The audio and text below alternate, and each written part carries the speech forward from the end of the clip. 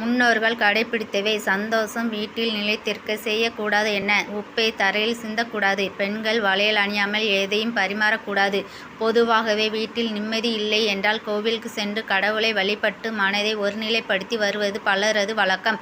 ஒரு சில விஷயங்களில் வீட்டில் நாம் கடைபிடித்து வந்தாலும் அமைதி, செல்வம் மற்றும் இன்பம் என அனைத்து நிறைந்திருக்கும். அவற்றை பற்றி சற்று தெளிவாக பார்க்கலாம். பணம் கொடுக்கல் வாங்கலை வீட்டின் வாசல் படியில் வைத்து செய்யக்கூடாது. செல்வம் நிலைக்க, விருத்தி அடைய பணம் கொடுக்கல் வாங்கல் செவ்வாய்க்கிழமை செய்து நல்லது.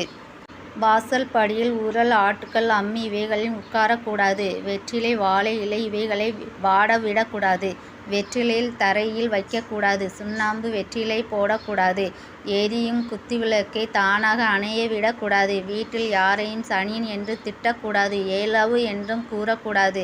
உப்பை தரையில் சிந்தக்கூடாது. காலை வேளைகளில் வெங்கடேஷா சுப்ரபாதமும் மாலை வேளைகளில் விஷ்ணு சுப்ரபாதமும் ஒலிக்க செய்வது நல்லது.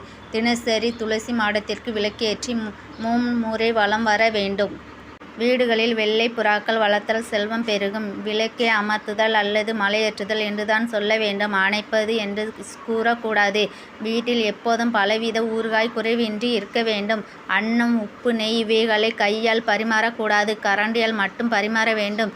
பெண்கள் வளையல் அணியாமல் எதையும் பரிமாறக்கூடாது. அமாவாசை அன்று எண்ணெய் தேய்த்து குளிக்கக்கூடாது. இரவில் வீட்டை பெருக்கினால் குப்பையை வெளியே கொட்டக்கூடாது.